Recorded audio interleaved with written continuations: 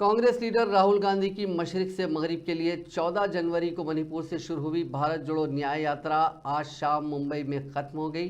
कांग्रेस के general secretary in charge शोबे मौसलात जयराम रमेश ने बताया कि भारत जोड़ो न्याय यात्रा का आज 63वां और आखिरी दिन था। 14 जनवरी को मणिपुर से शुरू होने वाली 6,600 किलोमीटर की तारीखी यात्रा आज शाम मुंबई में अख्तिताम को पहुंची। इस यात्रा में 15 रियासतों कम से कम 110 अजला से ये गुजरी और करोड़ों लोगों से यहां राब्ता किया गया। नरेंद्र मोदी जी ने कहा कि भ्रष्टाचार मिटाना है। आपको याद है, कहते थे इलेक्टोरल बॉन्ड्स का उन्होंने पूरा ढांचा तैयार किया।